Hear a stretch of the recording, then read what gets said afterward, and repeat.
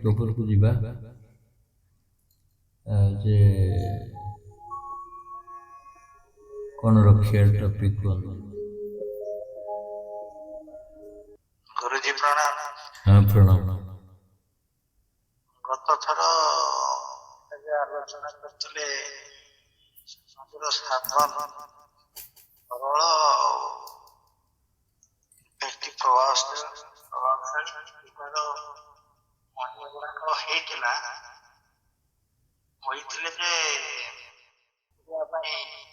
ଚକ୍ରଭେଦଟା ଆଲୋଚନା କରିବା ପାଇଁ କହିଥିଲେ। ହଁ ଟପିକ୍ କ'ଣ ଥିଲା? ସମାଜର ସାଧନ ସହଜ ଓ ପ୍ରଭାବଶାଳୀ। ଓହୋ, ସରଳ ସହଜ ଓ ପ୍ରଭାବଶାଳୀ କିପରି? ଗୋଟେ ଯାଇଛି ଏପିସୋଡ ନା?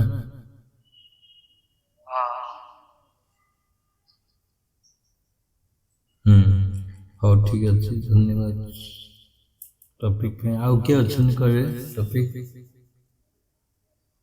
ଆଉ କାହାର ଅଛି କହିବା ପାଇଁ ଟପିକ୍? ବାବା କଣ ମୁଁ ନୀଳଗିରି ସହଜ କହୁଥିଲି। ହଁ ହଁ କୁହନ୍ତୁ। ନୀଳଗିରି ଗତ ସତ୍ସଙ୍ଗରେ ମୁଁ କହୁଥିଲି ଯୋଉ 4 ଦଳ ପଦ୍ମ ଆଉ 6 ଦଳ ପଦ୍ମ ଉପରେ ତାର ବିସ୍ତୃତ ଭାବରେ ଜଣେ ହଁ ସେଇଟା ମୁଁ ଟିକେ ଅଛି, ପୁଣି ଦେଖିବା ନେକ୍ସଟ ଇଏ ବି 4 ଦଳ ମୁଁ ଲେଖିକି ରଖୁଛି। 4 ଦଳ ପଦ୍ମ ଆଉ 6 ଦଳ ପଦ୍ମ ମାନେ ମୂଳାଧାର ଚକ୍ର ଏବଂ ସ୍ୱାଧିଷ୍ଠାନ ଚକ୍ର।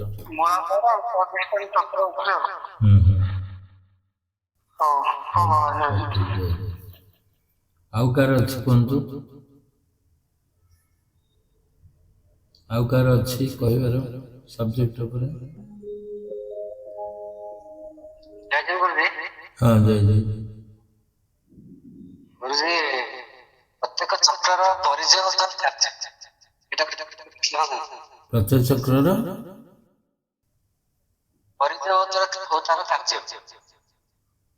ତମ ଫୋନ କ୍ଲିୟର କର, କ୍ଲିୟର ଶୁଭୁନି, କଟି କଟି ଯାଉଛି। ପରିଚୟ ଏବଂ କାର୍ଯ୍ୟ।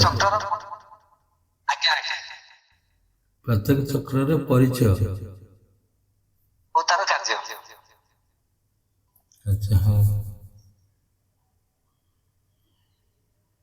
ଆଉ କାହାର ଅଛି କୋନ ସବଜେକ୍ଟ? ହଉ, ଆଉ କିଏ ଜଣର ମତାମତ ଥିଲା ବ୍ୟାକଗ୍ରାଉଣ୍ଡରେ, ମାନେ ଟେଲିଫୋନରେ ମତେ ଜଣେଇଥିଲେ ହ୍ୱାଟ୍ସଆପରେ ଯେ ଆତ୍ମାର ସ୍ମରଣ ମାତ୍ରେ 2ଟି ହେଇଛି, ଫାର୍ଷ୍ଟ ଏପିସୋଡ ସେକେଣ୍ଡ ପାର୍ଟ ହେଇଛି। କହିବା କଥା ଯେ ଆଉ ଗୋଟେ ପାର୍ଟ କରନ୍ତୁ, 3rd ପାର୍ଟ। ମତେ ଜଣେ 2 ଜଣ ଲଗେଇଥିଲେ, କହିଥିଲେ ଏ ଗୋଟେ ସବଜେକ୍ଟ ଯେ ଆତ୍ମାର ସ୍ମରଣ ମାତ୍ରେ 3rd ପାର୍ଟଟା ବି ଆଲୋଚନାରେ ଅଛି। ଠିକ ଅଛି, ଏଟା କରିପାରିବା ଆମେ। ଆଜିର ସିଦ୍ଧାନ୍ତରେ ମୁଁ ଭାବୁଛି ଯୋଉ ଟପିକ ଉଠେଇଥିଲେ ସେକେଣ୍ଡ ପାର୍ଟ, ମୁନି ସମାଜର ସାଧନ, ମୁନି ସମାଜ ସାଧନ ସରଳ ଓ ପ୍ରଭାବଶାଳୀ କିପରି, ସହଜ ଏବଂ ପ୍ରଭାବଶାଳୀ କିପରି ଗୋଟେ ଏପିସୋଡ ଯାଇଛି। ଗୋଟେ ଏପିସୋଡରେ ବହୁତ କଥା ମୁଁ ଆଲୋଚନା କରିଥିଲି।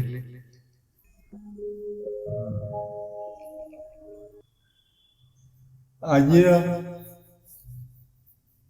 ଟପିକ ଆର ସେକେଣ୍ଡ ପାର୍ଟ କହିଥିଲି ଚକ୍ରଭେଦନ ଉପରେ କହିବା ପାଇଁ। ଚକ୍ରଭେଦନ କିପରି ମୁନି ସମାଜର ୟୁନିଟି ସ୍ୱତନ୍ତ୍ର ଭାବରେ ରହିଛି, ଯୋଉଟା କି ଗୋଟେ ଇନୋଭେସନ କହିଲେ ଅତ୍ୟୁକ୍ତି ହବ। ଗୁରୁଦେବଙ୍କର ନୂଆ ଇନୋଭେସନ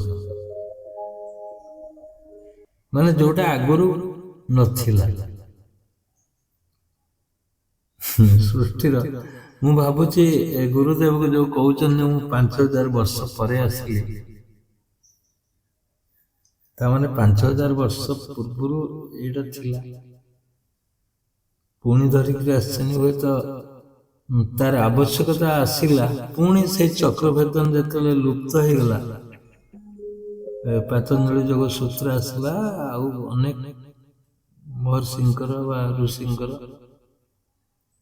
ମୁନିମାନଙ୍କର ଯୁଗ ଭିତ୍ତିକ ସାଧନ ସବୁ ଆସିଲା କିନ୍ତୁ ଚକ୍ରଭେଦନ ସେଥିରେ ନଥିଲା। ଯେତେ ସଂସ୍ଥା ଅଛି ଦେଖିବେ ଏଇ ଟୁ ଦ ପଏଣ୍ଟରେ ସବୁ ଚକ୍ର ସାଧନ ହଉଛି, କୋଉ ସଂସ୍ଥାରେ ନାହିଁ। କିଏ ପ୍ରାଣାୟାମ କଲାଣି ତ କିଏ ଧ୍ୟାନ କଲାଣି, କିଏ ଜପ କଲେଣି, କିଏ ନାମ ଜପ କଲେଣି, କିଏ କଣ କଣ ସବୁ ଯୋଗକୁ ନେଇକରି କଣ କଣ ବି କରୁଛନ୍ତି। ଗୁରୁଦେବ ଏଇ ଯୋଉ ସାଧନଟା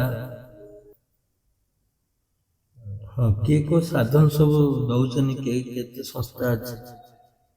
ବ୍ରହ୍ମା କୁମାରୀରେ ବି ଯୋଗ ଅଛି, ଅନୁଗୁଳ ଚନ୍ଦ୍ର ତାଙ୍କର ବି ଯୋଗ ଅଛି କହୁଛନ୍ତି, କ୍ରିୟା ଯୋଗ ବି ଅଛି, ରାଜଯୋଗ ବି ଅଛି ହେଲା। କିଏ ଯୋଗ ଖାଲି ଅଛି, କାହାର ସରଳ ଯୋଗ ଅଛି, କାହାର ହଟ ଯୋଗ ଅଛି, କାହାର ମଠ ଯୋଗ ଅଛି, ଏମିତି କେତେ ପ୍ରକାର ଯୋଗ ଅଛି ସବୁ ଦେଖାଉଛନ୍ତି। ଯୋଉଟା ସେଇଟା ପ୍ରାମାଣିକ କିଛି ନାହିଁ। ଦେଖନ୍ତୁ ମାନେ ପ୍ରାଣାୟାମ ସ୍ତରରେ ଆଜି ପର୍ଯ୍ୟନ୍ତ ଯେତେ ସବୁ ଶିକ୍ଷା ଦେଇଛନ୍ତି ଭାରତବର୍ଷରେ ପ୍ରାଣାୟାମ ଉପରେ ସମସ୍ତେ ଟାଣି ଟୁଣିକିରି ପ୍ରାଣାୟାମ କରୁଛନ୍ତି। ପ୍ରାଣାୟାମର ବିଜ୍ଞାନ ଜାଣିବା ଦରକାର, ପ୍ରାଣାୟାମ କଣ ଜାଣିବା ଦରକାର, ପ୍ରାଣାୟାମ କାହାକୁ କହନ୍ତି, ତାର ଥିଓରି କିଛି ନାହିଁ। ତେଣୁ ପ୍ରାଣାୟାମ ଭୁଲ ହବ କି ନାହିଁ। କିନ୍ତୁ ଆମର ଯୋଉ ପ୍ରାଣାୟାମ ଅତି ସହଜ ସରଳ ଆଉ ପୁରା ସାଇଣ୍ଟିଫିକ ବିଜ୍ଞାନ ସମ୍ମତ। ତେଣୁ ଗୁରୁଦେବଙ୍କର ଏଇ ଯୋଉ ଚକ୍ରଭେଦନ ସହିତ ପ୍ରାଣାୟାମ ଗୋଟେ ଇମ୍ପୋର୍ଟାଣ୍ଟ ଅଂଶ ଯୋଗର। ଯେମିତିକି ଯୋଗର 8ଟି ଅଙ୍ଗ ଭିତରୁ ଯମ, ନିୟମ, ଆସନ, ପ୍ରାଣାୟାମ, ପ୍ରାଣାୟାମ ଚତୁର୍ଥ ଅଙ୍ଗ। ଆଉ ଯୋଗଟା ସେଇଠୁ ଆରମ୍ଭ ହୁଏ, ପ୍ରକୃତରେ ଯୋଗ ସେଇଠୁ ଆରମ୍ଭ ହୁଏ। ଅନ୍ତରଙ୍ଗ ଯୋଗ, ଅନ୍ତରଙ୍ଗ ଯୋଗ ତ ଆସନରୁ ଆରମ୍ଭ ହଉଛି। ବହିରଙ୍ଗ ଯୋଗ ଯମ, ନିୟମ, ଅନ୍ତରଙ୍ଗ ଯୋଗ ହେଲା ଆସନ, ପ୍ରାଣାୟାମ, ପ୍ରତ୍ୟାହାର, ଧାରଣ, ଧ୍ୟାନ, ସମାଧି। এই 6ଟି ଅଙ୍ଗ ହେଲା ଅନ୍ତରଙ୍ଗ ଯୋଗ। ତେଣୁ ଅନ୍ତରଙ୍ଗ ଯୋଗର ପ୍ରଥମ ଅଂଶ ବା ପ୍ରକୃତରେ ଯୋଗଟା ଷ୍ଟାର୍ଟିଂ ହବ ପ୍ରାଣାୟାମ। ପ୍ରାଣାୟାମରେ ଯୋଉ ରହସ୍ୟ ରହିଛି ସେଇଟା ଯୋଗର ପ୍ରକୃତ ରହସ୍ୟ ସନ୍ନିହିତ ଅଛି ସେଥିରେ ପ୍ରାଣାୟାମ। ଏଇଟା ଗୁରୁଦେବ ପ୍ରାଣାୟାମକୁ ବେଶୀ ଟ୍ରେସ୍ ଦେଲେ, ଯୋଉଟା ଅତି ସରଳ ସହଜ।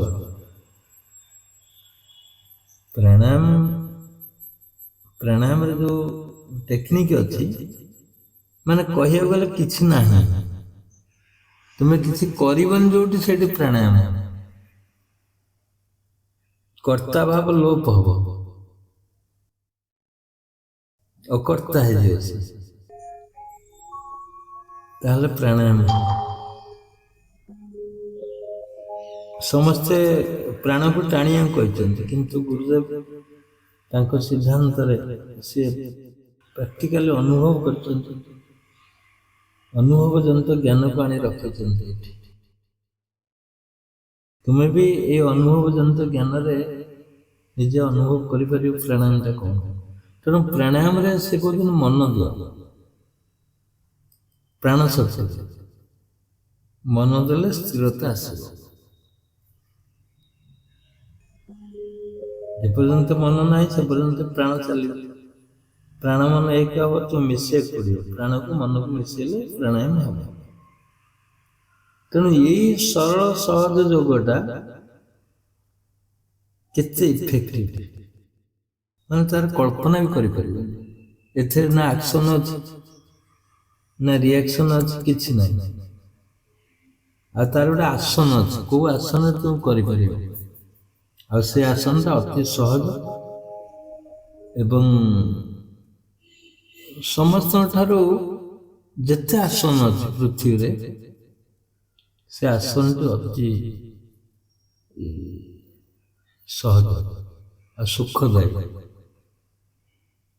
ସୁଖଦାୟୀ ଆସନଟା କୁହାଯାଏ। ସେ ଆସନ ରହିକି ତୁମେ କରିବ, ଯୋଉଟା ଗୁରୁଦେବଙ୍କର ଏଇଟା ଗୋଟେ ପିକୁଲିଆର ଜିନିଷଟା। ସେ ଆସନ ବି ସେ ଯୋଉ ଆସନରେ କଲେ ପ୍ରାଣାୟାମ ଠିକ ହବ, ସେ ଆସନ ବି ଅନ୍ୟମାନେ କିଏ ଛିଡ଼ା ହେଇକିରି, କିଏ ଚାଲିକିରି, କିଏ ବସିକିରି ଏମିତି ସବୁ କରୁଛନ୍ତି। ଜଣେ ମୁନି ଆମ ଘରକୁ ଆସିଲେ ଏ ଭୁବନେଶ୍ୱରରୁ, ପ୍ରଣବ କଲେ। ମୁଁ କହିଲି ପ୍ରଣବ କଲେ, ସେଠୁ ସେ ଚାଲୁ ଚାଲୁ ଏ ଘରୁ ସେ ଘର ପ୍ରଣବ ଆରମ୍ଭ, ସେ ଘରୁ ଏ ଘରକୁ ପ୍ରଣବ। ମୁଁ କହିଲି ଇଏ କ'ଣ ପ୍ରଣବ? ନା ହଁ ଇଏ ତ ପ୍ରଣବ। ମାନେ ପ୍ରଣବର ସ୍ଥିରତା ନାହିଁ, ଚାଲିଲେ ପ୍ରଣବ, ବସିଲେ ପ୍ରଣବ। ଇଏ ମୁନି ସମାଜର ପୁଣି ଲୋକ, କ'ଣ କହିବ ତାଙ୍କୁ କୁହ? ବୋଲେ ବସ ବସ, ତମ ପ୍ରଣବ ଆମେ ଜାଣିଲୁ, ତମେ ତ ମାଟିରେ ଚାଲୁଛ ଓଙ୍କାର କରି, ଯୋଉଟା କି ନିୟମ ବିରୁଦ୍ଧ। କେମିତି କରୁଛ ପ୍ରଣବ? ନା ହଁ ଏମିତି ବି ହବ। ମୁଁ କହିଲି ହଉ ଠିକ ଅଛି। ତେବେ ଯାହା ହଉ ଗୁରୁଦେବଙ୍କର ଏଇ ଯୋଉ ପ୍ରାଣାୟାମ ପଦ୍ଧତି ଅତି ସହଜ ସରଳ ଆଉ ଖୁବ୍ ଶୀଘ୍ର ଲାଗିଯିବ। ଆକୁ ଜଣେ ବୃଦ୍ଧ କରିପାରିବ, ଜଣେ ସ୍ତ୍ରୀ ଲୋକ କରିପାରିବ, ପୁରୁଷ ଲୋକ କରିପାରିବ, ଛୋଟ ପିଲା କରିପାରିବ, ଯୁବା ଅବସ୍ଥାରେ ଥିବା ଲୋକ ମଧ୍ୟ କରିପାରିବ। କିଛି ନାହିଁ, ରେଷ୍ଟ୍ରିକ୍ସନ କିଛି ନାହିଁ। ଜାତି, ସବୁ ଜାତିର ଲୋକ ବି କରିପାରିବେ, ସବୁ ବୟସର ଲୋକ ବି କରିପାରିବେ, ଅଭାବୀ ଲୋକ କରିପାରିବେ, ହାଫ୍ ବାଲା ବି କରିପାରିବେ, ହାଫ୍ ନଟ୍ ବି କରିପାରିବେ। ଏଥିରେ କିଛି ପଇସା ଲାଗୁନି, ଧୂପ ଝୁଣା କିଛି ନାହିଁ। ତେଣୁ ସହଜ ଏବଂ ପ୍ରଭାବଶାଳୀ ପ୍ରାଣାୟାମ ପଦ୍ଧତି। ତାପରେ ଚକ୍ରଭେଦନ ଆସିଲେ, ଯଦି ଆମେ ଚକ୍ରଭେଦନ କଥା ଆଲୋଚନା କରିବା, ଏମିତି କୌଣସି ସଂସ୍ଥା ନାହିଁ ଯୋଉଟା କି ଚକ୍ରଭେଦନ ଆଣିଛନ୍ତି। କେହି ଚକ୍ରଭେଦନ କଥା ଆଣିନାହାନ୍ତି କି କରୁନାହାନ୍ତି। କିଏ ହାତ ଉପରକୁ ଉଠେଇଲାଣି ତ କିଏ ଗୋଡ଼ ଟେକିଲାଣି, କିଏ ବେଣ୍ଡ ହେଇକି ରହିଲାଣି, କିଏ ହାତରେ ଆଙ୍ଗୁଠିକି ଧରିଲାଣି, ଗୋଡ଼ ଆଙ୍ଗୁଠି, ବୁଝିଲେ? କିଏ ମୁଣ୍ଡ ଏପଟକୁ କଲାଣି ତ ସେପଟକୁ କଲାଣି, କିଏ ଝାମ୍ପ ମାରିଲାଣି ତ କିଏ ଅଣେଇକି ଟିକେ କଣେଇକି ରହିଗଲାଣି, ସେ ସାଧନ। କିଏ ଗୋଡ଼ରେ ଛିଡ଼ା, ଟିପରେ ଛିଡ଼ା ହେଲାଣି ତ କିଏ ଦଣ୍ଡ ମାରିଲାଣି, ହେଲା? କିଏ ନାଚପୋତି କରି ଅଧା ବସିଲାଣି ତ କିଏ ଫେଟେଇକି ଶୋଇଲାଣି, କିଏ ମଣ୍ଡୁକ ଆସନ କଲାଣି ତ କିଏ କଳା ଆସନ କଲାଣି, କିଏ ନୌକା ଆସନ କଲାଣି। ଇଏ କେବେ ଆସନ ନୁହେଁ, ଏସବୁ ହଟ୍ ଯୋଗର କାମ, ଯୋଉଟା କି ଶିବମୁନି ଏଇଟା ଆଣି ରଖିନାହାନ୍ତି। ସେ ରଖିଛନ୍ତି ଚକ୍ରଭେଦନ, ମାନେ ଇଚ୍ ଆଣ୍ଡ ଏଭ୍ରି ଚକ୍ର, ପ୍ରତ୍ୟେକ ଚକ୍ର ରେ ସାଧନ ହବ। ମନେ କରନ୍ତୁ ଏଠି ଗୋଡ଼ରେ 6ଟା ଚକ୍ର, ମଳଦ୍ୱାର ଠାରୁ ଆଜ୍ଞା ଚକ୍ର ପର୍ଯ୍ୟନ୍ତ 6, ହାତ 6, 6 ତିରିକି 18, 18ଟା ଚକ୍ର ଏଠି ବାହାରି ପଡ଼ିଲା। ତାପରେ ବି ତଳି ପେଟ ରହିଛି, ପେଟ ରହିଛି, ଚକ୍ର ବାହାରେ ଯୋଉ ସ୍ଥାନ ଗୁଡ଼ା ଅଛି ପ୍ରାୟ 25ଟା ଖଣ୍ଡେ ହବ ଟୋଟାଲ, ତାର ବି ସାଧନ କରାଯାଉଛି। ଯେମିତି ଦାନ୍ତ, ଦାନ୍ତ ମାଢ଼ି, ଜିଭ, ଗାଲ, ପାଟି, ଦାନ୍ତ, ନାକ କାନ ଆଖି କିଛି ଚକ୍ର ନୁହେଁ, ଆର ବି ସାଧନ ରହିଛି। ମାନେ କୌଣସି ଜାଗା ଛଡ଼ା ଯାଇନି ସାଧନରେ, ନଖଠାରୁ ଚୁଟି ପର୍ଯ୍ୟନ୍ତ, ଏପରିକି ଚୁଟି ମଧ୍ୟ। ଆଉ ପ୍ରତ୍ୟେକ ଆଉ ଗୋଟେ ଭଲ ବିଶେଷତ୍ୱ କ'ଣ ନା ଗୋଟେ ଚକ୍ରରୁ ଆଉ ଗୋଟେ ଚକ୍ର ଭିତରେ ଯୋଉ ଏରିଆ ରହୁଛି, ଭିତରେ ମନେ କରନ୍ତୁ ଆଣ୍ଠୁରୁ ଗୋଡ଼ ଜଏଣ୍ଟ ପର୍ଯ୍ୟନ୍ତ, ଆଣ୍ଠୁ ଚକ୍ର, ପୁଣି ଗୋଡ଼ ଜଏଣ୍ଟ ହେଲା ମୂଳାଧାର ଚକ୍ର, ମୂଳାଧାର ସ୍ୱାଧିଷ୍ଠାନ ଚକ୍ର ଆଣ୍ଠୁ, ତା ମଝିରେ ଯୋଉ ଗ୍ୟାପ୍ ରହିଲା ତାର ମଧ୍ୟ ସାଧନ କରାଯାଉଛି ଗୋଟେ ବିଶେଷ ସୂତ୍ରରେ, ତାର ମଧ୍ୟ ସାଧନ କରାଯାଏ। ହୁଏତ ମୁନି ସମାଜରେ କେଇ ଜଣ ଜାଣିଥିବେ ନ ଜାଣିଥିବେ ମୁଁ କହିପାରୁନି, କିନ୍ତୁ ତାର ବି ସାଧନ ଅଛି। ମାନେ କୌଣସି ଜାଗା ଛଡ଼ା ଯାଏନି, ଏଣ୍ଟାୟାର ବଡିର କୌଣସି ଜାଗା ନାହିଁ ଯୋଉଟା ସାଧନ ନ ହଉଛି। ତେଣୁ ଶାରୀରିକ ସ୍ତରରେ ଅତି ସରଳ ସାଧନ ଏଇଟା ନିଶ୍ଚିନ୍ତ ଭାବରେ କହିବାକୁ ଗଲେ। ଏବଂ ସେଇ ସରଳ ସାଧନରେ ଯେତେବେଳେ ସବୁ ଜଣ ଚକ୍ର ସାଧନ କରୁଛ, ତା ସହିତ ଆଉ ମାନେ ସବୁ ଜାଗାକୁ ମଧ୍ୟ ସାଧନ କରୁଛ, ପ୍ରଭାବଶାଳୀ ହବ ହିଁ ହବ, ହବ ହିଁ ହବ। ତାପରେ ଦେଖନ୍ତୁ, ମୋ ଜାଣିବାରେ ମୁଁ ଯେତିକି ଏକ୍ସପିରିଏନ୍ସ ଆଣିଛି, ରିସର୍ଚ୍ଚ କରିଛି, ଏ ଶରୀର ଯାହା ଦେଖୁଛ ଗୋଟେ ଫଣ୍ଡାମେଣ୍ଟାଲ, ଇଏ ସଲିଡ ଦେଖାଯାଉଛି ତୁମକୁ, ସଲିଡ ମାନେ ଗୋଟିଏ ପିଣ୍ଡୁଳା ଦେଖାଯାଉଛି, କିନ୍ତୁ ଗୋଟିଏ କଣିକା ଶରୀରର ମାନେ ଟିକେ ଟିକେ କଣିକା, ଟିକେ ବି ଯେମିତି ଗୋଟେ ଘରକୁ ଲାଇଟ୍ ପଡ଼ିଛି, ସୂର୍ଯ୍ୟ କିରଣ ପଡ଼ିଛି, ଲମ୍ବା ଲାଇଟ୍ଟା ଗୋଟେ କୌଣସି ସ୍କାଇ ଲାଇଟ୍ ବାଟେ ଆସିଗଲା କି ଝରକା ବାଟେ ଆସିଗଲା ଲାଇଟ୍ଟା, ଘର ଅନ୍ଧାର ଅଛି, ଦେଖିବେ କେତେ ଧୂଳିକଣା ସବୁ ଉଡୁଥିବ ସେ ଲାଇଟ୍ରେ, ଟିକ୍ ଟିକ୍ ଟିକ୍ ଟିକ୍ ଟିକ୍, ହଜାର ହଜାର କୋଟି କୋଟି। ଏ ଶରୀର ମଧ୍ୟ ସେଇ ଟିକେ ଟିକେ କଣିକାରେ ଗଠିତ ହେଇଛି, ଟିକେ ଟିକେ ମାତ୍ର। ଆଉ ଗୋଟିଏ କଣିକାରୁ ଆଉ ଗୋଟିଏ କଣିକା ବହୁତ ଡିଫରେନ୍ସ, ମାନେ ପାର୍ଥକ୍ୟ ରହିଛି, ଡିଷ୍ଟାନ୍ସ ରହିଛି, କିନ୍ତୁ ଆମକୁ ଗୋଟିଏ ଜଣା ପଡୁଛି ଶରୀର, ଏ ଶରୀର ଗୋଟିଏ ଜଣା ପଡେ, କିନ୍ତୁ ହାଡକୁ ଆରମ୍ଭ କରି ମାଂସ, ହାଡ, ରକ୍ତ, କେତେ କେତେ ଡିଷ୍ଟାନ୍ସ ତାର କିଛି କଳ୍ପନା କରିହେବ। ଆମକୁ ଜଣାଉଛି ଗୋଟିଏ ଜାଗାରେ ଅଛନ୍ତି, ହାଡ ଗୋଟିଏ, କିନ୍ତୁ ହାଡ କୋଟିଏ, କୋଟିଏ ଇଣ୍ଟୁ କୋଟିଏ ଇଣ୍ଟୁ କୋଟିଏ ହବ ହାଡ, ତାର ସବୁ ଭଗ୍ନାବଶା, ଟିକେ ଟିକେ କଣିକା ଜଏଣ୍ଟ ହେଇକରି ଗୋଟେ ସଲିଡ ହାଡ ଆମେ ପାଉଛେ, ସଲିଡ ମାଂସଟା ପାଉଛେ, କିନ୍ତୁ ସିଏ କେବେ ନୁହେଁ। ଏ ଜ୍ଞାନ ମୁନି ସମାଜ ରୁ ଆସିଲା, এই ଜ୍ଞାନଟା ମୁନି ସମାଜରୁ ଆସିଲା, ଆମେ ଆହରଣ କଲୁ, ଦେଖିଲୁ ଶରୀର ବାସ୍ତବରେ କିଛି ନାହିଁ, ହାଡଟା ହାଡ ନୁହେଁ, ମାଂସଟା ମାଂସ ନୁହେଁ, ରକ୍ତ ବି ରକ୍ତ ନୁହେଁ। ଆଖିର ଯୋଉ ରେଟିନା ଅଛି ତା ଦେହରେ କେତେ କେତେ କଣର ଅଛି, ମାନେ 5000 କଣିକାରେ ଗଠିତ, ଗୋଟେ ଗୋଟେ ଜାଗାରେ 5000 ମାନେ କଣ ବି କଣ ସୂକ୍ଷ୍ମ ଜିନିଷ ସବୁ ଭରପୁର ହେଇକି ଶରୀର ଭିତରେ ରହିଛି। ତାର ସାଧନ ମୁନି ସମାଜ ଦ୍ୱାରା ହେଇପାରୁଛି, ଆଖିର ସାଧନ ହେଇପାରୁଛି। ଆଉ ଯୋଉଟା ପିଣ୍ଡ କୁହାଯାଉଛି, ପିଣ୍ଡ ବ୍ରହ୍ମାଣ୍ଡ, ପିଣ୍ଡଟା ଯୋଉ ନାଭି ଚକ୍ରରେ ଅଛି, ନାଭି ଚକ୍ର ସାଧନ ଏତେ ସାଇଣ୍ଟିଫିକ, ଏତେ ଆକୁରେଟ, ମୁଁ ବେଳେବେଳେ ଆଶ୍ଚର୍ଯ୍ୟ ଲାଗିଛି ମତେ ଯେ ଏ ସାଧନ କରିଦେଲେ କେତେ କ୍ଲିୟର ହେଇଯାଉଛି ରୋଗ, ସ୍କିନ୍ ଡିଜିଜ ନାଭି ଚକ୍ରରୁ ବି ଠିକ ହେଇଯାଉଛି, ସ୍କିନ୍ ଡିଜିଜ ଠିକ ହେଇଯାଉଛି, ନାଭି ଚକ୍ରରେ ମଧ୍ୟ ଆମର ଯୋଉ ମେନ୍ସ ପିରିୟଡ ଅଛି ସେ ବି ଠିକ ହେଇଯାଉଛି, ପେଟର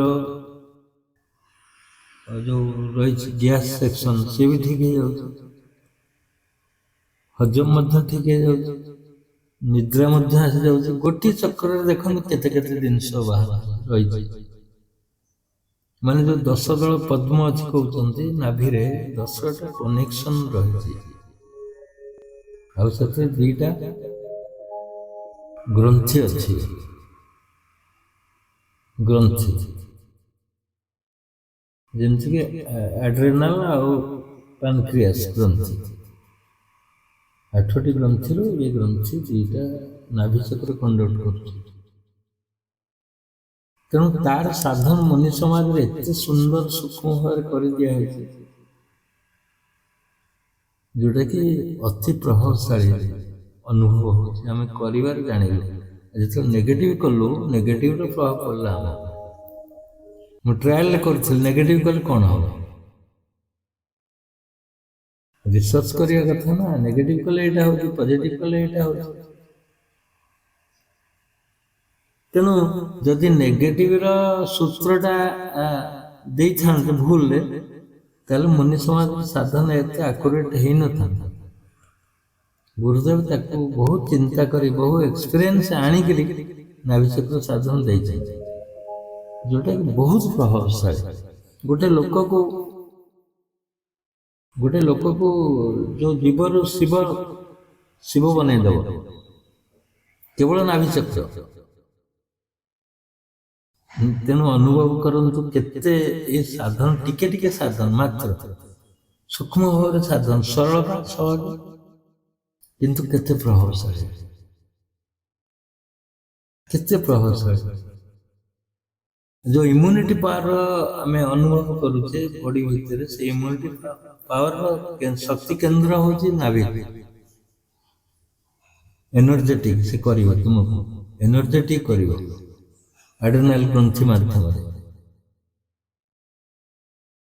କେନ୍ଦ୍ରବିନ୍ଦୁ ନାଭି, ଯେମିତି ସୂର୍ଯ୍ୟ ଶକ୍ତିର ଆଧାର ପୃଥିବୀ ପାଇଁ, ଶକ୍ତି ଯେମିତି ଯୋଗଉଛି ସୂର୍ଯ୍ୟ କେନ୍ଦ୍ର, ସୂର୍ଯ୍ୟ ପାଇଁ ପୃଥିବୀ ଅଛି, ସେମିତି ନାଭି ଚକ୍ର ପାଇଁ ତୁମେ ଅଛ।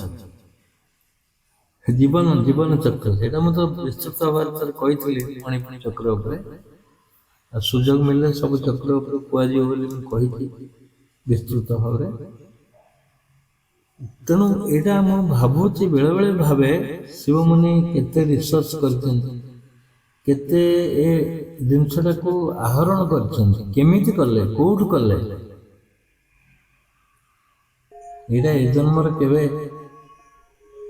ଏ ସାଧନ ନୁହେଁ, ଏ ଅନେକ ଜନ୍ମର ସାଧନ ନେଇ ସେ ଏଠି ପହଞ୍ଚୁଛନ୍ତି।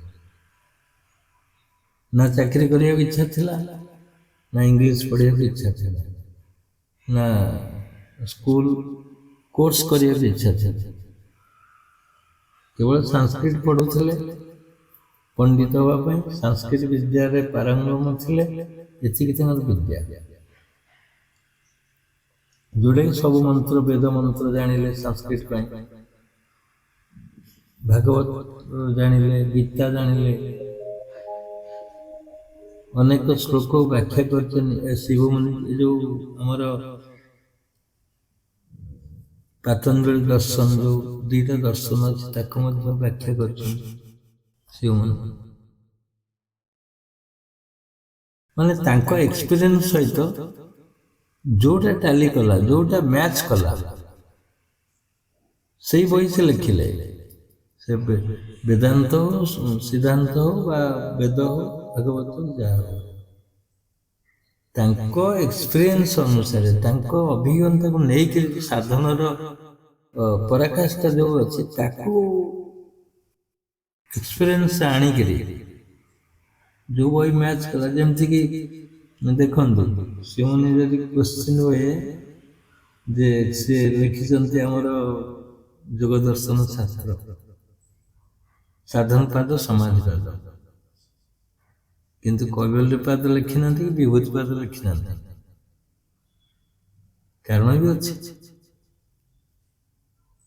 ଭିତରକୁ ଗଲେ ଜାଣିବେ। କୈବଲ୍ୟ ପାଦ ଲେଖିଲେନି କି ସାଧନ ପାଦ, ବିଭୂତି ପାଦ ଲେଖିଲେନି।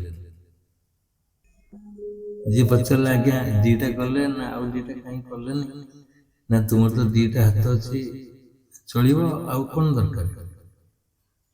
ଏମିତି କହିକିରି ବି କଥାକୁ ହାଲକା କରିଛନ୍ତି, କିନ୍ତୁ ରହସ୍ୟ ବହୁତ ଅଛି। ତେଣୁ ଜଣେ ସିଦ୍ଧାନ୍ତ ଭିତ୍ତିକ କାର୍ଯ୍ୟରେ ଅଛନ୍ତି, ସିଦ୍ଧାନ୍ତ, ଏଇ ସିଦ୍ଧାନ୍ତ ଠିକ, ତାକୁ ଯେତେ ପ୍ରକାର ଅଛି ମାନେ ଆଧାର ସେ ଆଣିକି ଥଉଛନ୍ତି। ପଜିଟିଭ ଥିଙ୍କିଂ ଯେମିତି ହେଇପାରିବ ଆତ୍ମା ଉପରେ ସେ ଥୋଇଛନ୍ତି। ତେଣୁ ଅନ୍ୟ ବହି କେମିତି ଲେଖିବେ,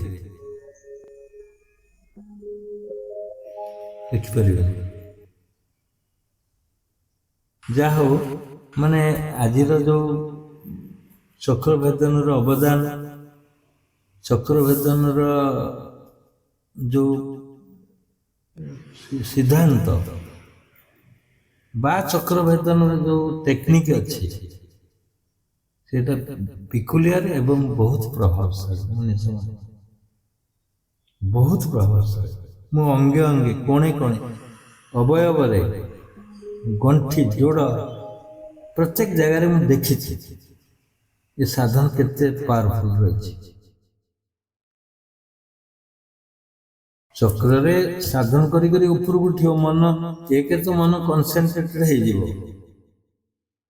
ମନକୁ ଆଉ ଗୋଟେ ବାଟ ହଉଛି ମନକୁ ଏକାଗ୍ରତା କରିବା ପାଇଁ ଗୋଟେ ବିଧି, ଆଉ ଗୋଟେ ବାଟ ହଉଛି ତା ସହିତ ଚକ୍ରଭେଦନ ହେଇଯିବ, ରୋଗମୁକ୍ତ ହେଇଯିବ, ଇଏ ବି ବିଧି। ଦିଟାଙ୍କ ପରିପୂରକ। ମନ ଯୋଉଠି ପହଞ୍ଚିଲା, ରାଜା ପହଞ୍ଚିଲେ ଚକ୍ରରେ, ସେଥିପାଇଁ କୁହାଯାଏ ମନ ଦେଇ କରିବ, ମନ ରଖିବ ସେଠି। ମାନେ ରାଜା ପହଞ୍ଚିଗଲେ ସେ ଚକ୍ରରେ, ସେ ତ ଠିକ ହେଇଯିବ ଅଟୋମେଟିକ। କୌଣସି ରାଜ୍ୟରେ ରାଜା ପହଞ୍ଚିବେ, କୌଣସି ରାଜ୍ୟରେ ରାଜ୍ୟପାଳ ପହଞ୍ଚିଗଲା କୌଣସି ଗାଁରେ, ସେ ଗାଁଟା କ'ଣ ହବ ଚିନ୍ତା କରନ୍ତୁ, ପିଛୁ ପିଛୁ ହେଇଯିବ, ଆଉ ଚୂନ ଦିଆଯିବ, ବ୍ଲିଚିଂ ପଡ଼ିବ, ସବୁ ପରିଷ୍କାର ହେଇଯାଇଥିବ ଆଗରୁ। ଖାଲି ପ୍ରୋଗ୍ରାମିଂ ହେଇଗଲେ ରାଜ୍ୟପାଳ ଆସିବେ, ପୋଲିସ ବର୍ଗପୁଟରେ ଗୋଟେ ଗୋଟେ ବର୍ଗପୁଟରେ ଛିଡ଼ା ହେଇଯାଇଥିବେ ସାଲୁଟ ମାରିବା। ତେଣୁ ମନକୁ ତୁମେ ସେମିତି ଭାବ, ମନ ଭାବନି ଯେ ଛୋଟ ଲୋକଟା ଗୋଟେ ଛୋଟ ଆକୃତିର ଖରାପ ଲୋକଟା, ତାହା ନୁହେଁ, ସେ ବହୁତ ପାୱାରଫୁଲ। ତୁମ ରାଜ୍ୟରେ ରାଜା ହଉଛି ମନ। ମନ ପହଞ୍ଚିଯିବ ସେଇ ଚକ୍ରରେ, ସେ ତ ପରିଷ୍କାର ହେଇଯିବ। ପୁଣି ସବୁଦିନ ପ୍ରୋଗ୍ରାମ କରିଛି ମୁଁ ଏଇଠି ପହଞ୍ଚିବି, ସବୁଦିନ ଗୋଟେ ଟାଇମରେ। ତେଣୁ ହଲଚଲ ହେଇଯିବନି। ସେ ଯୋଉ ଆମର ଯୋଉ 50ଟା ଜୀବାଣୁ ଅଛନ୍ତି, 50ଟା କଣିକା ଅଛନ୍ତି, ମନ ପହଞ୍ଚିଲା ମାନେ ସେ ନଷ୍ଟ ହେଇଯିବ। ରାଜା ଆସୁଛନ୍ତି, ଇଲୋ ବାପାଲୋ ପଳେଇବାକୁ ପଡେ, କାହିଁକିନା ଶରୀର ମନକୁ ନେଇ ଅଛି ନା। ଆଉ ମନକୁ ପାୱାରଫୁଲ କରିବା ପାଇଁ ମଧ୍ୟ ବହୁତ ସେକ୍ସନ ରହିଛି ମୁନି ସମାଜ। ମନକୁ ଦୃଢ଼ କରିବା ପାଇଁ ତ ବହୁତ କଥା କୁହାଯାଇଛି, ଆତ୍ମଜ୍ଞାନ କଥା କୁହାଯାଇଛି। ଶିବମୁନିଙ୍କ ବହି ପଢିଲେ ବି ବହୁତ ବହୁତ ଶାନ୍ତି ଦେବ। ଯେପରିକି ଶାନ୍ତିଦାୟୀ ବିଚାର ଗୋଟେ ବହି, ଯୋଗ ବିଜ୍ଞାନ ଗୋଟେ ବହି, ଅମୂଲ୍ୟ ବହି। ତମ ରକ୍ତ ଗରମ କରିଦବ ଯୋଗ ବିଜ୍ଞାନ। ଗରମ ନୁହେଁ ତମେ ନେଇକି କୋଉଠି ହାଣ୍ଡି କଢେଇରେ ବସେଇକି ତମ ଶରୀରକୁ ଗରମ କରିବ, ତାହା ନୁହେଁ, ପଢୁ ପଢୁ ଗରମ ହେଇଯିବ। ଏତେ ପାୱାରଫୁଲ ଶବ୍ଦ ରଖାଯାଇଛି, ଏତେ ଭାବ, ଏତେ ଭାଷା। ଆତ୍ମବଳ, ମନୋବଳ, ଇଚ୍ଛା ଶକ୍ତି, କଣ ଯେ ତା ଭିତରେ ଅଛି। ଗୋଟେ ମଣିଷରୁ ଗୋଟେ ବିରାଟ ଅସାଧାରଣ ମଣିଷ ତୋଳିଦବ ସେଇ ବହି, ତୁମକୁ ଚେଞ୍ଜ କରିଦବ। ତୁମ ଜୀବନକୁ, ତୁମ ଗତିପଥ, ତୁମର ଭାବନାକୁ ଚେଞ୍ଜ କରିବାର ଶକ୍ତି ହେଉଛି ଆତ୍ମବଳ, ମନୋବଳ, ଇଚ୍ଛା ଶକ୍ତି, ଯୋଉଟାକି ଶିବମୁନିଙ୍କର ସାହିତ୍ୟ ଭିତରେ ଅଛି। ମନକୁ ପରିବର୍ତ୍ତନ କରିବା ପାଇଁ ଯେତେ ପ୍ରକାର, ତେଣୁ ଚକ୍ରଭେଦନ ସହିତ ପାରାଲାଲ ହଉଛି ତୁମର ମନ।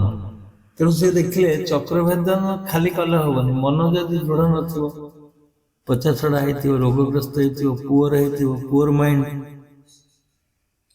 ତେଣୁ ଯାଇକି ଚକ୍ରଭେଦନ କରି କିଛି ଲାଭ ନାହିଁ। ତେଣୁ ତାକୁ ଏନର୍ଜେଟିକ୍ କରିବା ପାଇଁ ଏ ବହି ସବୁ ଲେଖିଲେ, ମନକୁ ଏନର୍ଜେଟିକ୍ ହବ। ମୁଁ ତ ବର୍ଷେ ସାଧନ କଲି ଚକ୍ରବର୍ତ୍ତନ, କିଛି ନୋ ରେଜଲ୍ଟ, କିଛି ମିଳିଲାନି। ଆଉ ଏଠି ଯା ଆସୁଛନ୍ତି, ଆଜି ଆସିଲେ କାଲି କହୁଛନ୍ତି ଆଜ୍ଞା ଏଇଟା ଭଲ ହବ କୋଉଦିନ।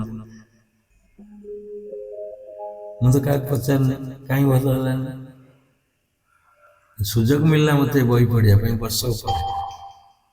ବହି ପଢିଲେ ତ ଅଣନିଶ୍ୱାସ ହେଇକି ପଢିଲେ ସବୁ ଯାକ ବହି, ଗୋଟେ ପରେ ଗୋଟେ, ଗୋଟେ ପରେ ଗୋଟେ, ସବୁଦିନ ପାହାଡ଼ ଉପରକୁ ପଳେଇବି ବହି ନେଇକି, ସେଠି ପଢିବି ସନ୍ଧ୍ୟାରେ, ସକାଳୁ ସନ୍ଧ୍ୟା, କେମିତି ରାତି ପାଇବ, କେମିତି ବହି ଖେଳେଇବି, କେମିତି ସନ୍ଧ୍ୟା ହବ, ଆଉ ଲାଇଟ୍ ନାହିଁ, ଚାଲିଲା ହର୍ନିଶ। ଆଉ ଯେତେ ବହି, ସେଟା କଣ ବହି, ସେଟା କୁହାଯାଏ ଜ୍ଞାନ ଯୋଗ। ବହିରେ ଯଦି ମଜିଗଲ ଜ୍ଞାନ ଯୋଗ ହେଇଗଲା, ଯୋଉଟା କି ଭରପୁର ଶାନ୍ତି ଦଉଥିଲା। ଆଉ ମନ ଯେତେବେଳେ ଏନର୍ଜେଟିକ ହେଇଗଲା, ସେ ମନକୁ ଯେ ଚକ୍ରରେ ଲଗେଇଦେଲ ନେଇକିରି, ବହି ପଢିଲା ପରେ 1 ବର୍ଷ ପରେ ମୁଁ ଏନର୍ଜେଟିକ ହେଲି। ଦେଖନ୍ତୁ ସେଇ ସାଧନ, ସେଇ ବ୍ୟକ୍ତି, ଆମେ ସେଇ ଚକ୍ର, ସେଇ ମନ ଥିଲା। ମନକୁ ପାୱାରଫୁଲ କରି ନେଇ ରଖିଲା ପରେ ଚକ୍ରରେ ସିଏ ଏନର୍ଜେଟିକ ହେଇଗଲା, ସେ ଚକ୍ର ଗୁଡିକ। ତେଣୁ କୋ ରିଲେଟେଡ କେମିତି ଦେଖନ୍ତୁ, ମାଇଣ୍ଡ ସହିତ ଚକ୍ରର ଯୋଉ ଭାବ ସେ ମୁନି ଆଣିଲେ, ଯୋଉଟା କି ୟୁନିଟି। ସମସ୍ତେ ଚକ୍ର ବେଦନ କରୁଛନ୍ତି, ମୁନି ସମାଜ ବି କରୁଛନ୍ତି, କିନ୍ତୁ ମନ ଲଗେଇକିରି କିଏ କରୁଛି? ମନ ଲଗେଇକିରି କିଏ କରୁଛି କୁହନ୍ତୁ? ତାହେଲେ ରେଜଲ୍ଟ ମିଳିବ ନା। ଏଇଟା ଗୋଟେ ବହୁତ ସୁନ୍ଦର ଟେକ୍ନିକ। ଏ ଯୋଉ ସିଦ୍ଧାନ୍ତଟା ଗୁରୁଦେବ ବହୁତ, ଯୋଉଟା କି ଏ ଟେକ୍ନିକ ହୁଏତ କେହି ପାଇନଥିବେ ସାରା ବିଶ୍ୱରେ। ତେଣୁ ଏତେ ପ୍ରଭାବଶାଳୀ, ଯେତେବେଳେ ମନ ଚକ୍ର ସହିତ ଚାଲିବ, ମନ ପବନ ସହିତ ଚାଲିବ, ମନ ପବନ ଏକ ଧ୍ୟାନ, ମନ ପବନ ସହିତ ଚାଲିବ, ମନ ଚକ୍ର ସହିତ ଚାଲିବ, ମନ ରକ୍ତ ସହିତ ଚାଲିବ। ପୁରା ମନକୁ ବାନ୍ଧି ଦିଆଯିବ ଶରୀର ଭିତରେ, ପ୍ରଥମ ବନ୍ଧନ, ମନ ଆଉ କୁଆଡେ ଯାଇପାରିବନି।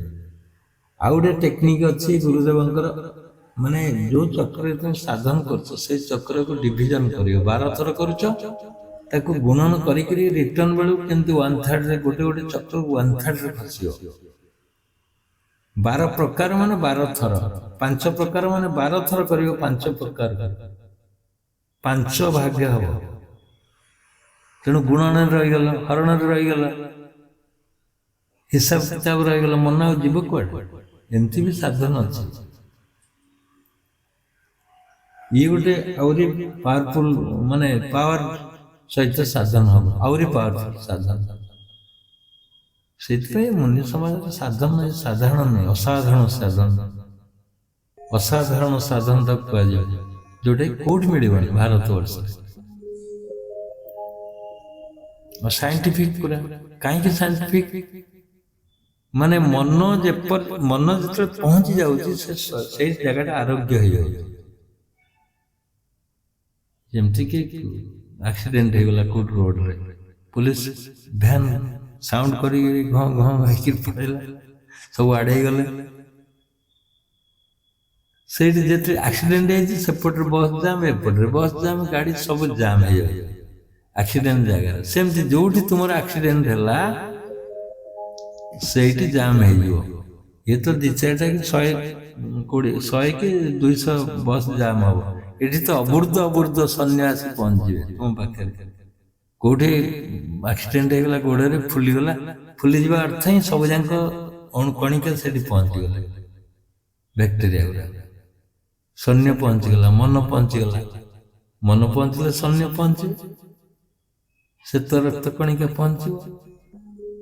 ତାକୁ ୱାଶ କରିବା ପାଇଁ ନିଷ୍କାସନ କରିବ, କ୍ରେନ୍ ଲଗେଇଦବ, ସାଙ୍ଗେ ସାଙ୍ଗେ ମନ ପହଞ୍ଚି, ମନ ଚାହୁଁଛି ଶୀଘ୍ର ଏଇଟା ହେଇଯାଉ, ସେଥିପାଇଁ ସବୁ ଯାକ ଜାମ୍ ହେଇଯାଏ, ସେଠି ଫୁଲିଯାଏ ଜାଗାଟା। ଅବୁର୍ଦ୍ଧ ସୈନ୍ୟ ପହଞ୍ଚିବେ ନିଷ୍କାସନ କରିବାକୁ। ଦେଖନ୍ତୁ ଏଇ କେତେ କେତେ ଟେରିଫିକ୍ ଜିନିଷ ସବୁ ଶରୀର ଭିତରେ ଅଛି, ତାକୁ ଗୁରୁଦେବ ଆଣିକି ରଖିଛନ୍ତି ଅଭିନବ କୌଶଳରେ। ମୁଁ ଥରେ ପଚାରିଲି ଗୁରୁଦେବଙ୍କୁ, ସତରେ ମୁଁ କହିଲି ଏ ସାଧନ ପ୍ରକୃତିରେ ତୁମେ ଏ ଜନ୍ମରେ ଆହରଣ କରିଛ ନା କୋଉଠୁ ଆଣିଛ କୁହନ୍ତୁ?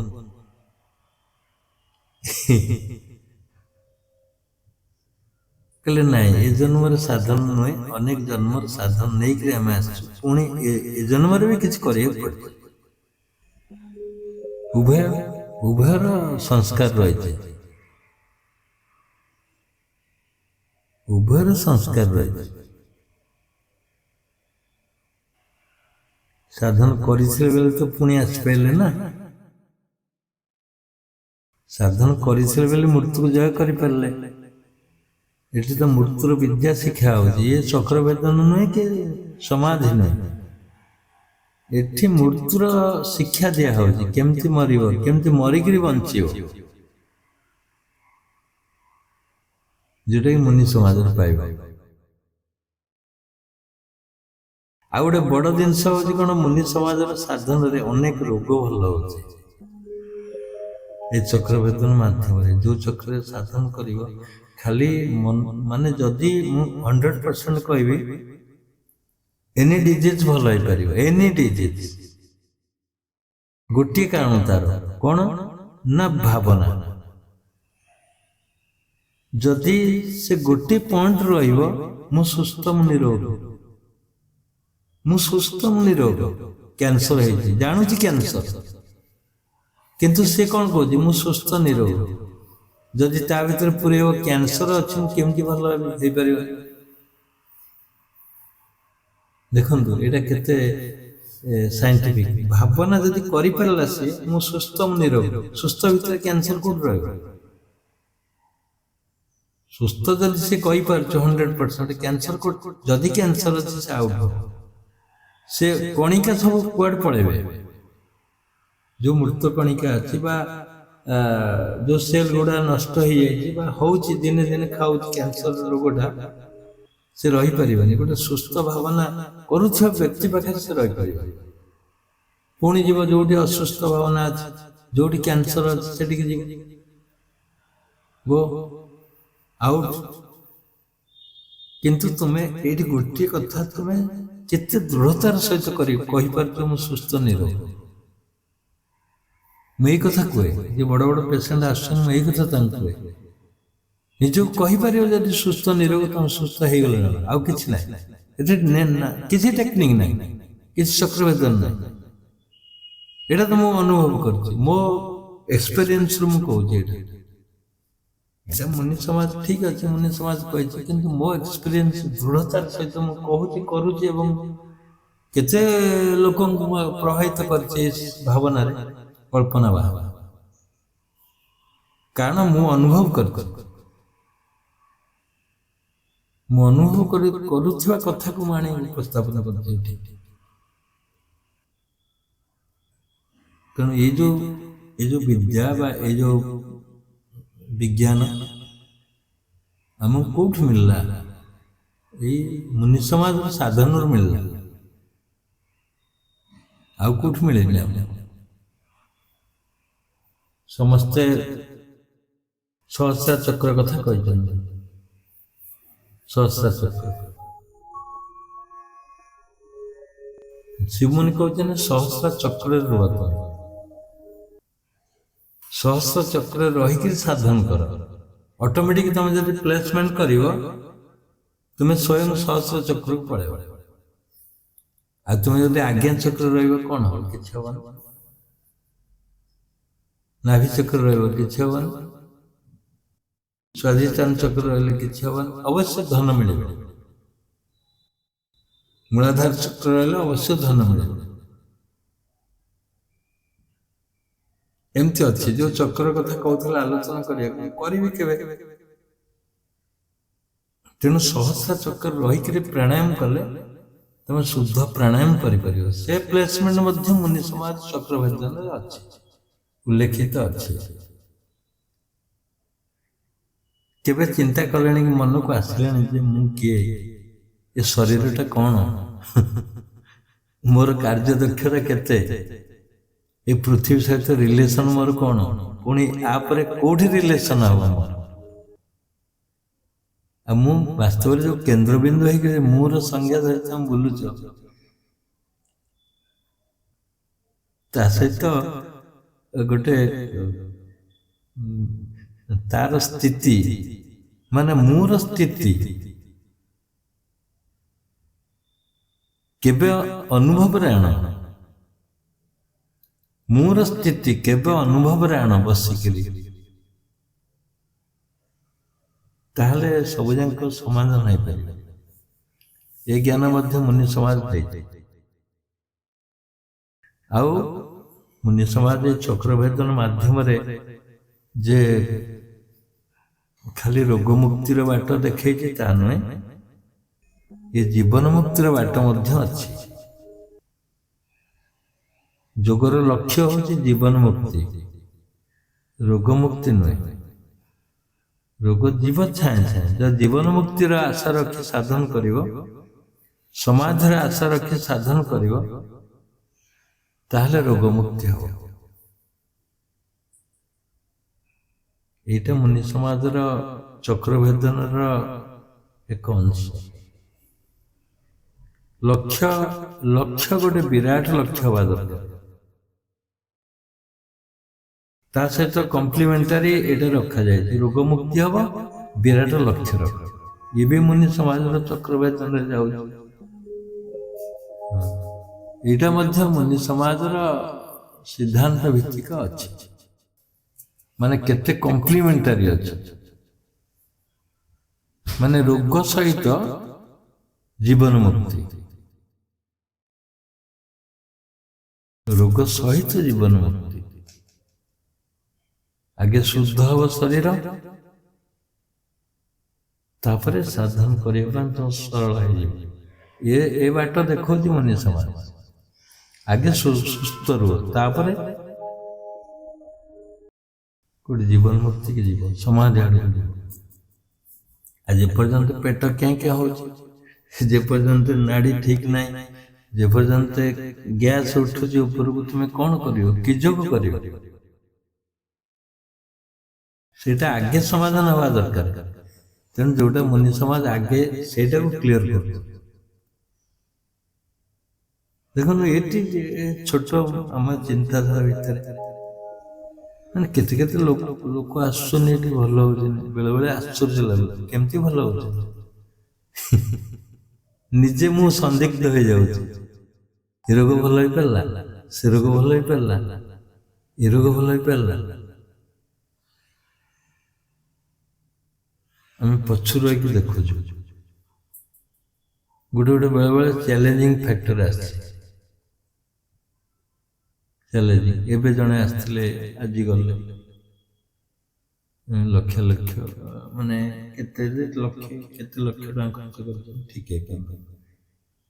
ଫେଲିୟର ହେଲା ପରେ ମୋ ସହିତ ଦିଥର କମିଟମେଣ୍ଟ କରିକିରି ଆସିନାହାନ୍ତି। ଯେତେବେଳେ ଦେଖିଲେ ଆଉ କିଛି ନାହିଁ ବାଟ, ଆସିଲେ। ତାହେଲେ ମେଡିକାଲ ସାଇନ୍ସ ଯେତେବେଳେ ଫେଲୁଅର ହଉଛି, ସେମାନେ ଏଠିକି ଆସୁଛନ୍ତି। ଆଶା ଯେତେବେଳେ ରଖୁଛନ୍ତି, ହଁ କାଳେ ହେଇଯିବ, ଏତେ ବଡ ମେଡିକାଲ, ଏତେ ବଡ ଡକ୍ଟର ଅଛନ୍ତି, ଫେଲୁଅର ହଉଛନ୍ତି, ସେଠୁ ଛାଡୁଛନ୍ତି ଆଶା। ଏଇଟା ଗୋଟେ ଆସ୍ଥାନ ଦଉଛି ମୁନି ସମାଜ, ଗୋଟେ ପ୍ଲାଟଫର୍ମ, ଯିଏକି ଆଫ୍ଟର ବିଜ୍ଞାନ ପରେ ଯଦି କିଛି ଅଛି, ନହେଲା ଏଠିକି ଆସ। I can do. I can correct each and every disease. ଏମିତି କୌଣସି ରୋଗ ନାହିଁ ଭଲ ନ ହବ। ମୁଁ ଯୋଉ ଫର୍ମୁଲା ଧରିଛି, କହିପାରିବ ଯଦି ମୁଁ ସୁସ୍ଥ, ମୁଁ ନିରୋଗ, କେମିତି ଭଲ ନ ହବ? ମୁଁ ସେଇ ଅଜର ଅମର ଅବିନାଶୀ ବ୍ରହ୍ମ, ମୁଁ ଆତ୍ମା। ରୋଗ କେମିତି ରହିବ ସେଠି? ରୋଗ କେମିତି ରହିବ କହିଲେ? ଅବିନାଶୀ ବ୍ରହ୍ମ ପାଖରେ ତୁମେ ଯେହେତୁ ନିଜକୁ ବ୍ରହ୍ମ ନ ଭାବିକିରି ଅବ୍ରହ୍ମ ଭାବୁଛ, ମାନେ ଆଉ କ'ଣ ଭାବି ନେଇଛ, ସେଇଥିପାଇଁ ରୋଗ ଆସୁଛି। ଯେତେବେଳେ ଫୁଲ ଫର୍ମରେ ଜଣେ ଆକ୍ସିଲେରେଟ ମୋଡୁଛି ଗାଡିର, ଗିଅର ପକଉଛି 1 2 3 4 5 ଆକ୍ସିଲେରେଟ ମୋଡୁଛି, ଗାଡି ଯିବ କି ନାହିଁ? ଆଉ ତୁମେ ତ ଫାର୍ଷ୍ଟ ଗିଅରରେ ରହୁଛ, ସେକେଣ୍ଡ ଗିଅର ରହୁଛ, ଯେ ମୁଁ ଦୁର୍ବଳ, ମୁଁ ପୁଅର, ମୁଁ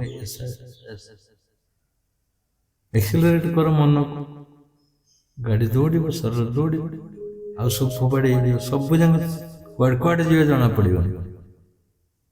ମନକୁ ପାୱାରଫୁଲ କରି ଏକ୍ସିଲରେଟ ମୋଡ, ଯେତେ ଏକ୍ସିଲରେଟ କରିବ ସେତେ ଯିବ, ରୋଗ ଦୂର ହବ। କେବଳ ଭାବନା, ତା ମାନେ ନୁହେଁ ଚକ୍ରଭେଦନ ନ କରିବ, ତା ମାନେ ନୁହେଁ ଧ୍ୟାନ ନ କରିବ, ପ୍ରାଣାୟାମ ନ କରିବ, ସବୁ କରିବ, କିନ୍ତୁ ଭାବନା କରୁଥିବ ମୁଁ ବ୍ରହ୍ମ। ଯିଏ ବହୁତ ମାରାତ୍ମକ ଅବସ୍ଥାରେ ଅଛନ୍ତି, ଲାଷ୍ଟ ମୋମେଣ୍ଟରେ ଅଛନ୍ତି, ଏଇ ଚିନ୍ତନ କରନ୍ତୁ କେମିତି ମୁକ୍ତି ନ ହବ। ଆଉ ଗୋଟେ ତ କହିଥିଲି ସମର୍ପଣ, ସମର୍ପଣରେ ସର୍ବସିଦ୍ଧି, ଆଉ ଇଏ ଗୋଟେ ଭାବନା, ଯୋଉ ରୁଟ ଧରିଲେ ବି ହବ। ये हार्ड स्टेप सब जान, समर्पण गोटे हार्ड स्टेप, ये भावना मु ब्रह्म ये भी हार्ड स्टेप।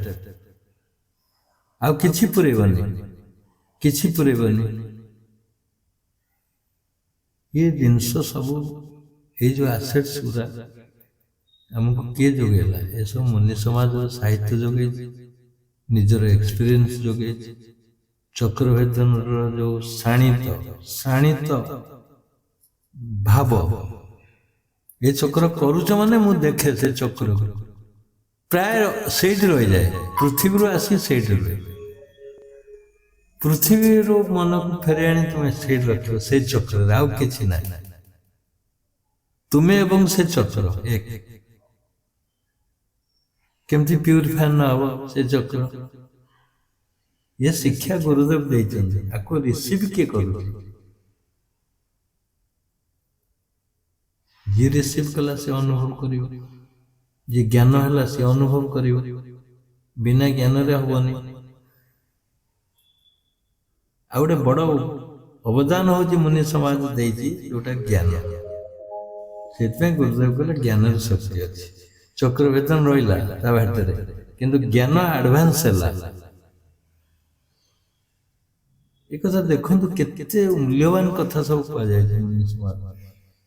ज्ञान सबसे बड़ा है, परंतु साधन परम आवश्यक है। गुरुदेव कहते साधन निहाती आवश्यक। तुम्हें ज्ञान जदि किसी न जाने 1000 वर्ष चक्रभेदन कर किछि हबनी, किछि हबनी। ये शिक्षा मध्य दौच मुनि समाज चक्रभेदन सहित।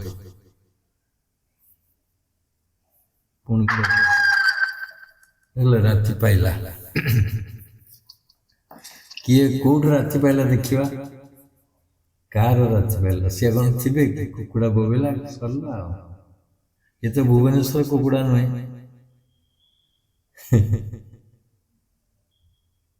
आ गोटे गीत हो मझिरे सुभाषिन नायक। अबे टॉपिक ऊपर आसिया तो ही पारानी विधिर विधान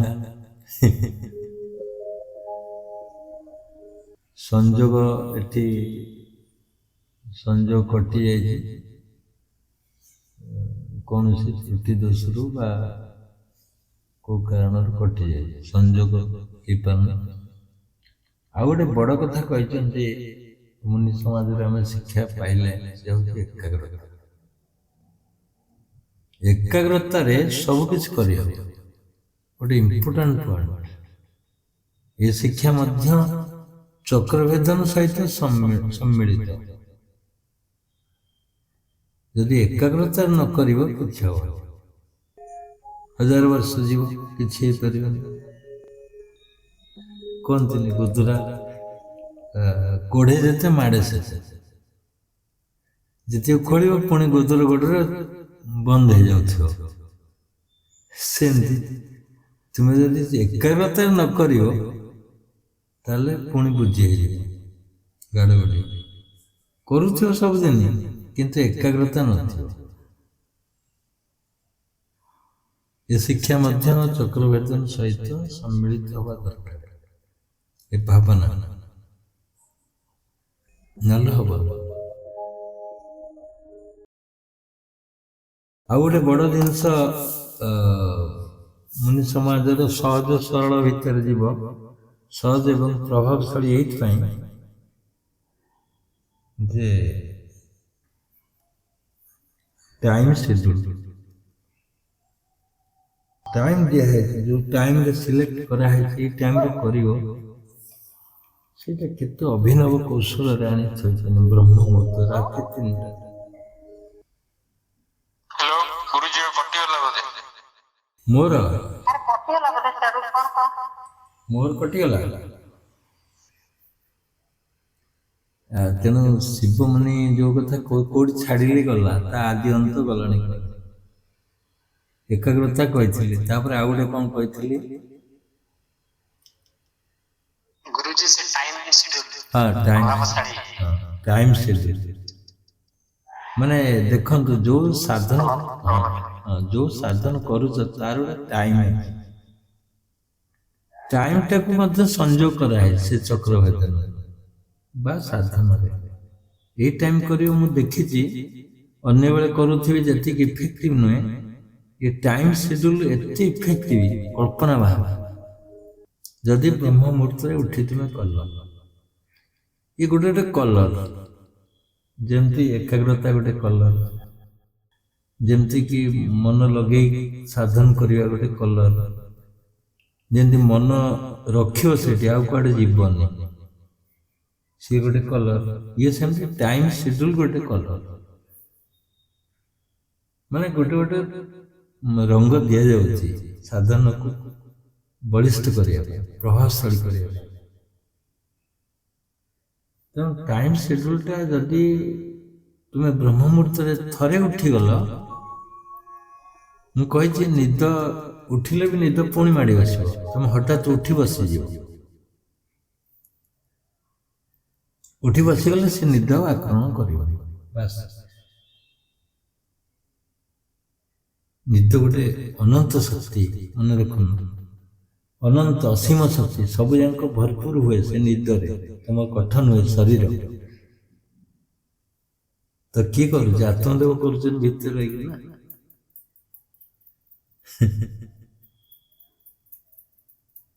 ତେଣୁ ତୁମେ ସେ ଆତ୍ମଦେବ ପାଖକୁ ଯିବ, ଉଠି ପଡ଼ିଲ, ସରଳ ସହଜ, ମାନେ ସଜିଲ ହେଇଗଲ ସକାଳୁ ଯିବା ପାଇଁ। ସନ୍ଧ୍ୟାବେଳେ 30 ଦିନ କରିବା ଯା, ରାତି ବ୍ରହ୍ମ ମୁହୂର୍ତ୍ତରେ ଉଠିକି ଥରେ କରିବା ସହିତ ସମାନ। କହିଛି, କେତେ ଥର ବି କହିଛି। ତେଣୁ କେତେ ଇଫେକ୍ଟିଭ ଟାଇମ୍ ସେଡ୍ୟୁଲ୍ ଅନୁଭବ କର, କେତେ ଇଫେକ୍ଟିଭ। ତେଣୁ ଦେଖନ୍ତୁ, ଏଇ ଯୋଉ ସେ ତିଆରି ସବୁ କରିଛି, ଏ ଯୋଉ ପ୍ଲାଟଫର୍ମ ଯୋଗର, ସେ କେତେ ଅଭିଜ୍ଞ ନ ହେଇଥିବ, କେତେ ପ୍ରଭାବଶାଳୀ ନ ହେଇଥିବ। ଚକ୍ରଭେଦନ ଯେତିକି ଇଫେକ୍ଟିଭ ନୁହେଁ, ଜଣେ ଯିଏ ତିଆରି କରିଛି ଚକ୍ରଭେଦନ, ସେ କେତେ ପ୍ରଭାବଶାଳୀ ହେଇଥିବ। ସେ ସ୍ୱୟଂ ବ୍ରହ୍ମ, ସେ ସ୍ୱୟଂ ବ୍ରହ୍ମ। କାଲି ଜଣେ ପ୍ରଶ୍ନ କଲେ, ବାଲିଆପାଳରୁ ମୋତେ ଟେଲିଫୋନ କରିଥିଲେ, ବହୁତ ଶ୍ଲୋକ କହିଲେ, ତା ଭିତରେ କହିଲେ ଆପଣଙ୍କର ଯୋଉ, ସେ ଆଉ ଗୋଟେ ସଂସ୍କାର ମୁନି ସମାଜ କୁହନ୍ତି,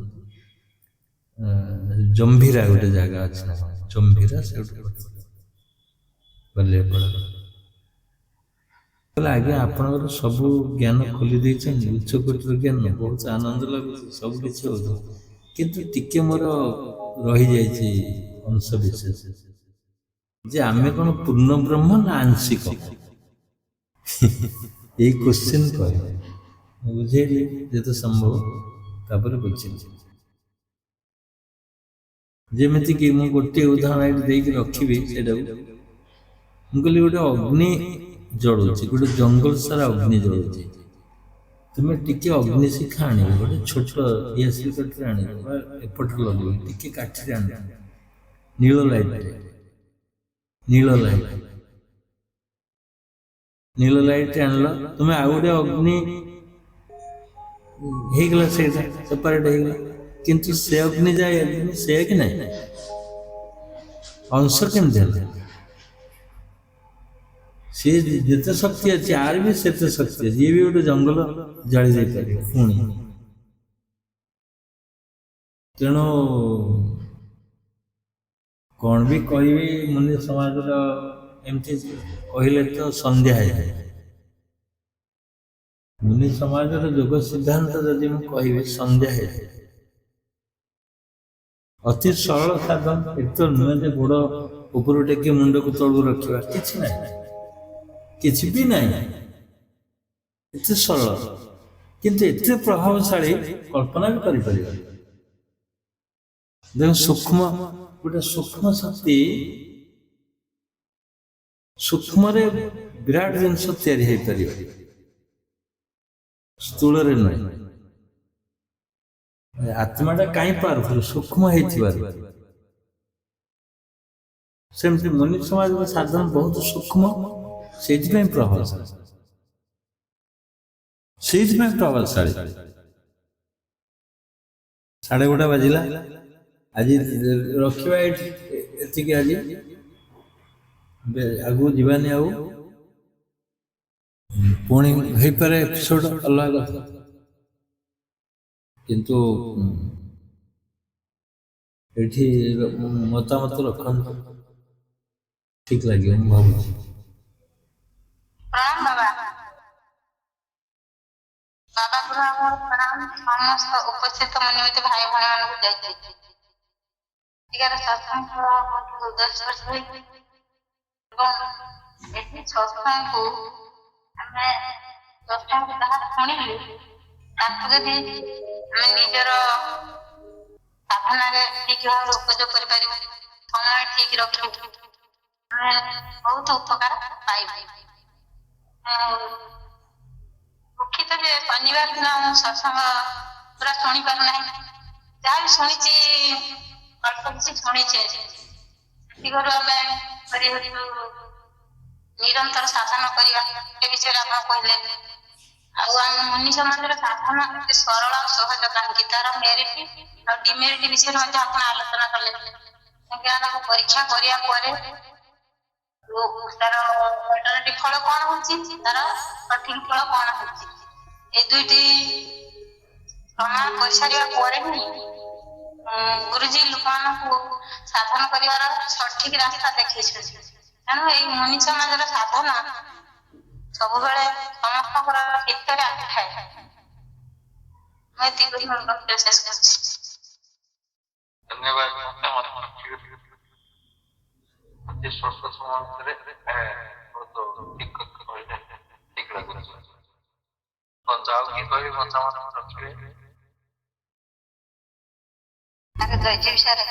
ଜୟଜୀ କୁହନ୍ତୁ। ଆଜ୍ଞା, ଆତ୍ମଜ୍ଞାନର ବାଣୀକୁ ଯୋଉମାନେ ସବୁ ହୃଦବୋଧ କରୁଛନ୍ତି ସେମାନେ ବି ତାଙ୍କ ମତାମତ ଦଉଛନ୍ତି, ସେ ସବୁ ବି ଭଲ ଲାଗୁଛି।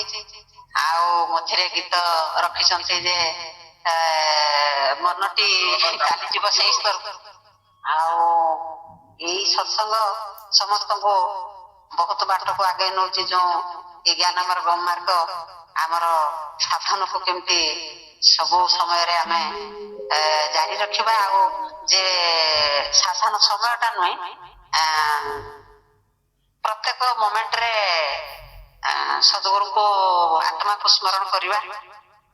ଆଉ ସେ ସମୟଟାକୁ ଯଦି ଆମେ ଭୁଲିଯିବା ଯେ ସତ୍ସଙ୍ଗ ସାଧନ ସମୟଟା ଆମକୁ ଠିକ ଲାଗିବ ନାହିଁ, ସେ ମନର ଅବସ୍ଥାକୁ ଭଲ ରଖିବା ପାଇଁ ଏ ଯୋଉ ଆପଣ ସତ୍ସଙ୍ଗ ଜରିଆରେ ସମସ୍ତ ଦଉଛନ୍ତି ଯେ ଜ୍ଞାନର ଶେଷ ପର୍ଯ୍ୟନ୍ତ ଯେତିକି ଗୁରୁଦେବ ଦେଇ ଯାଇଥିଲେ ସେ ବିଜ୍ଞାନ ଯୋଗ ବିଜ୍ଞାନ କଥା କହୁଥିଲେ ଆଉ ଆତ୍ମବଳ ମନୋବଳ ଜ୍ଞାନ ଆତ୍ମବଳ ମନୋବଳ ଇଚ୍ଛା ଶକ୍ତି ତା ବହିରୁ ଯୋଉ ଗୁଡାକ ସବୁ ଲେଖା ଅଛି ସେ ତା ଦେହରେ ଯୋଉ ଶକ୍ତି ଅଛି ସେଗୁଡାକ ପଢିବା ପାଇଁ କହିଲେ ଯେ ଚାରିଟା ସ୍ତମ୍ଭରେ ଯେତେବେଳେ ମନୁଷ୍ୟ ସମାଜ ଯୋଗ ଛିଡା ହେଇଛି ଯୋଗ ଆତ୍ମଜ୍ଞାନ ସ୍ୱତନ୍ତ୍ର ବିଚାର ଆଉ କଣ ମନେ ପଡୁନି ତେବେ ଏଇ ସବୁକୁ ଆମେ ଯଦି ଲଗେଇ ରଖିବା ପ୍ରଚାର ପ୍ରସାରରେ ମନ ଦବା ସତ୍ସଙ୍ଗରେ ଆମେ ସମସ୍ତେ ସଂଯୋଜିତ ହବା ତାହେଲେ ଆମର ଜୀବନ ଶୈଳୀ ଜୀବନ ଯାତ୍ରା ସାରେ ନିଶ୍ଚିତ ଆଗେଇବ ଆଉ ଉନ୍ନତ ଧର ହବ ଆଉ ସେଥିପାଇଁ ଆପଣଙ୍କର ସମସ୍ତଙ୍କ ପ୍ରତି ଶୁଭେଚ୍ଛା ସହିତ ଆଉ ଆଶୀର୍ବାଦ ରହୁ ସେତିକି ସମସ୍ତେ ଆମେ ଆପଣଙ୍କ ପାଖରେ ରଖିଛୁ ବଳି ରଖିଛୁ ଆପଣ ସେତିକି ଜାରି ରଖିଛୁ ଏତିକି ଶୁଣେଇକି ଆମକୁ ଧନ୍ୟ କରାଉଛନ୍ତି ଆମ ମନ ଆଉ ବହୁ ଜ୍ଞାନରେ ଅଧିକାରୀ ହେଇ ଶିବମୁନିଙ୍କ ସିଦ୍ଧାନ୍ତକୁ ଆଉ ସେତିକି ଚାହିଁ ବସୁଛୁ ଆପଣ ସେ ଆମକୁ କହିକି ଆପ୍ୟାୟିତ କରୁଛନ୍ତି ବା ଆତ୍ମସନ୍ତୋଷ ଲାଭ କରୁଛୁ ସେତିକି ବହୁତ ଆଉ ଏତିକି କହି ରଖୁଛି ସପ୍ରେମ ଜୟଦେବ ସାର୍। ଧନ୍ୟବାଦ ଧନ୍ୟବାଦ ବହୁତ ମତାମତ ସୁନ୍ଦର ମତାମତ ପାଇଁ ବହୁତ ସୁଚିନ୍ତିତ ମତାମତ ରଖିଲେ ଭାବଗର୍ଭକ ଥିଲା ଆଉ ବହୁତ ଇଫେକ୍ଟିଭ ଥିଲା ଧନ୍ୟବାଦ ମତାମତ ଏଇଠି ଆଜିର ସତ୍ସଙ୍ଗ ଏଠି ସୀମିତ ରଖିବା କାଲି ପୁଣି ଆମେ ଉପସ୍ଥିତ ହେବା ନୂଆ ଭାବ ନୂଆ ରଙ୍ଗ ନୂଆ ରସରେ ନୂଆ ଟପିକ୍ ନେଇକି ନାହିଁ ତ ଏ ଟପିକ୍ କଣ୍ଟିନ୍ୟୁ କରିପାରେ ଦେଖିବା କ'ଣ ହେଉଛି କାଲି ସେ ପର୍ଯ୍ୟନ୍ତ ବିଦାୟ ଜୟ ଜୟ।